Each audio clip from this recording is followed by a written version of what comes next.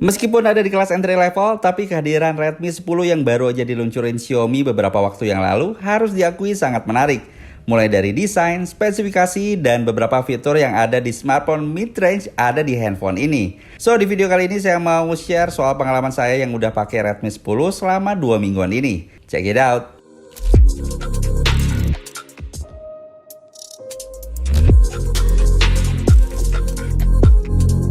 Jujur ngomongin soal Redmi 10 ini bikin saya kaget pas tahu soal fitur-fitur yang dibawanya.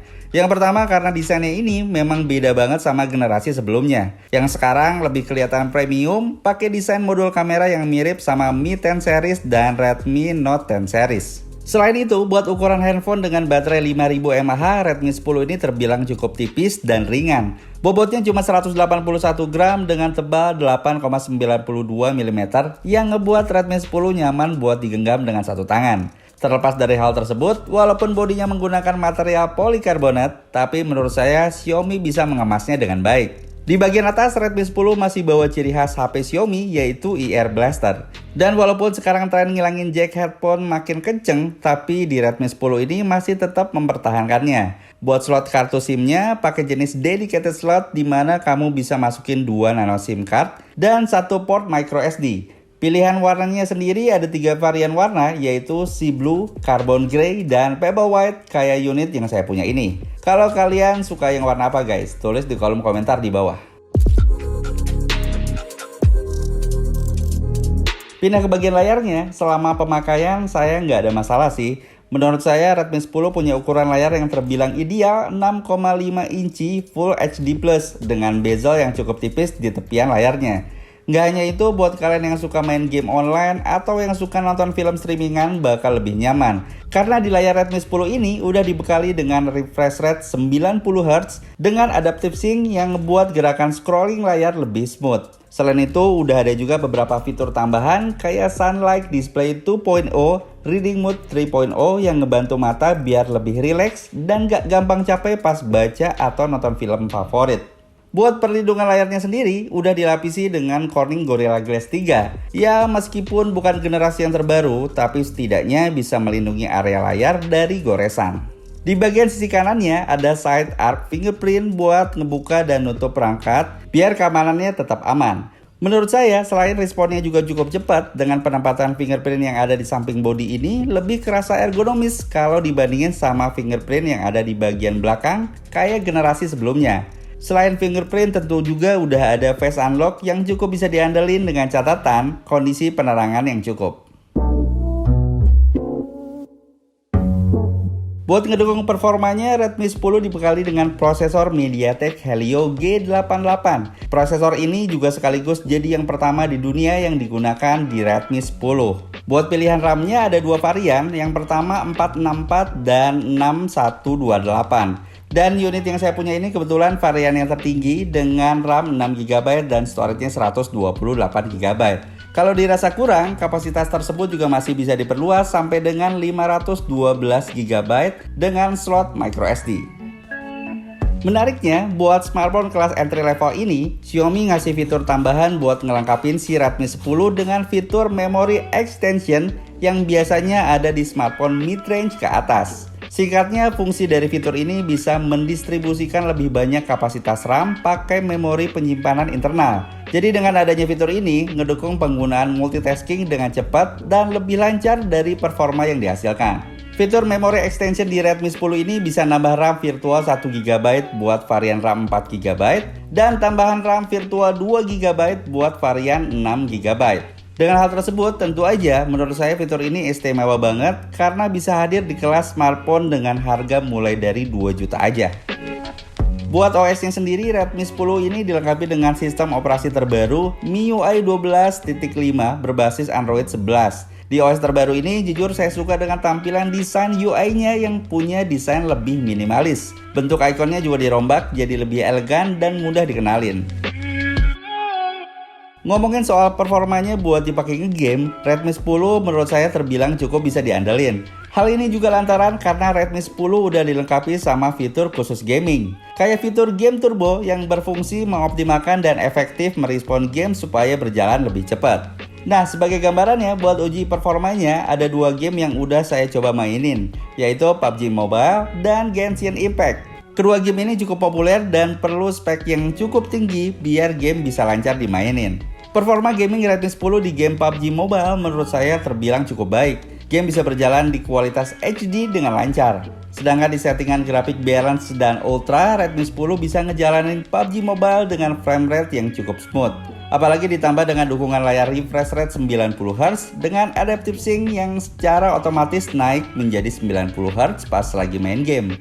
Alhasil, grafis juga lebih tajam dan pergerakan juga jadi lebih mulus. Selanjutnya, buat game yang mengusung genre RPG ini sering jadi tolak ukur performa gaming. Xiaomi Redmi 10 sendiri bisa ngejalanin game Genshin Impact pada settingan grafis bawaan aja. Di beberapa part grafik ramai, game juga masih sangat playable dan cukup lancar buat dimainin. Tekstur dan detail gambar yang dihasilin punya kualitas dan saturasi warna yang terbilang cukup baik. Overall, selama mainin game ini dalam waktu sekitar 1 jam lamanya, saya ngerasa cukup nyaman dan impresif dengan performa yang ditawarin.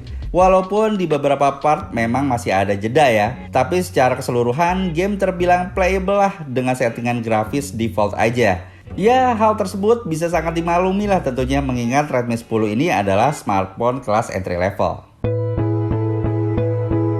Selain itu, buat pengujian tes skor benchmarknya, saya coba tes menggunakan aplikasi AnTuTu Benchmark. Redmi 10 bisa meraih skor di angka 200 ribuan. Menurut saya, angka tersebut terbilang baik buat pendatang smartphone entry level terbaru. Ngomongin soal kameranya, buat kamu yang hobi fotografi, Redmi 10 ini bisa menjadi rekomendasi dan pilihan yang menarik di kelasnya. Meski dijual di harga 2 jutaan, HP ini unggul di kemampuan fotografinya lewat 4 kamera di belakangnya yang udah dibekali dengan lensa 50 megapiksel.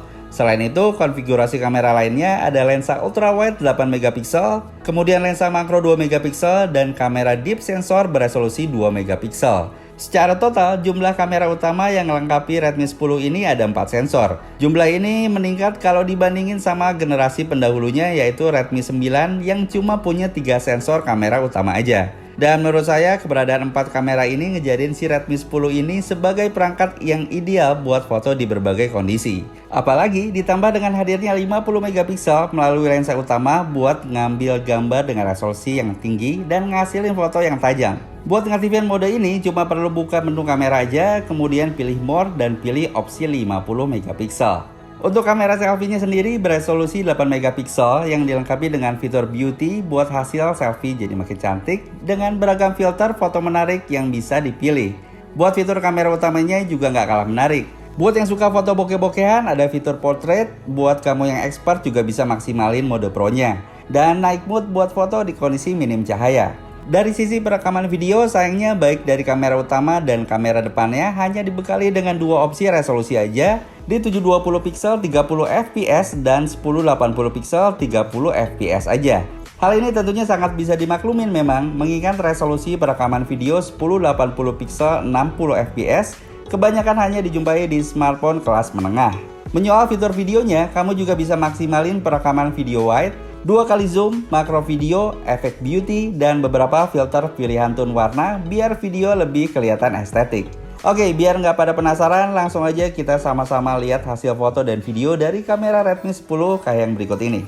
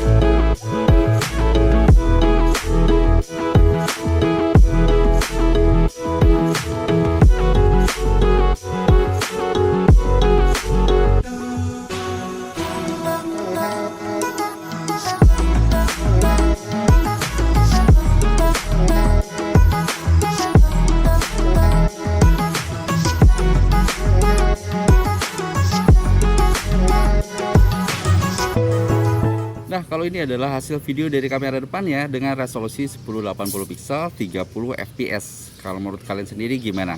Tulis di kolom komentar di bawah sekarang. Salah satu keunggulan lainnya, Redmi 10 ini juga punya speaker ganda yang ada di sisi bawah dan atas bodinya. Suaranya juga cukup kenceng dan detail dari kedua speaker ini, yang ngebuat saya ngerasa nyaman buat nikmatin konten multimedia. Kayak gini suaranya.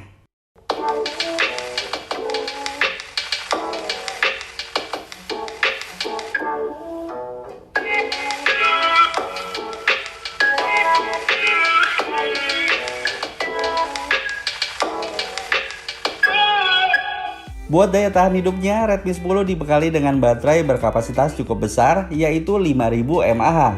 Baterainya ini juga udah ngedukung pengisian cepat 18 watt fast charging, dengan charger bawaan di dalam box penjualannya 22,5 watt dan 9 watt reverse wire charging yang bisa jadi power bank buat ngecharge gadget lainnya.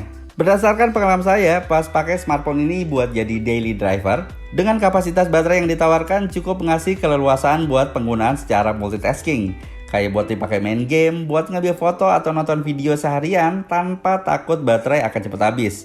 Sebagai gambaran, kalau pagi kondisi baterai keisi penuh, malam harinya kondisi baterai cuma nyisain belasan persen aja. So guys, ada di kelas entry level, menurut saya Redmi 10 ini punya fitur yang sangat menarik di kelasnya. Mulai dari desain premium, layar Full HD Plus dengan refresh rate 90Hz, kamera 50MP, dan beberapa fitur yang biasanya ada di smartphone mid-range ke atas. Dan lagi-lagi, Xiaomi berhasil menarik perhatian besar dan ngejadiin standar baru buat segmen smartphone entry level. Oke guys, sekian untuk video kali ini. Silahkan tulis pendapat kalian di kolom komentar di bawah.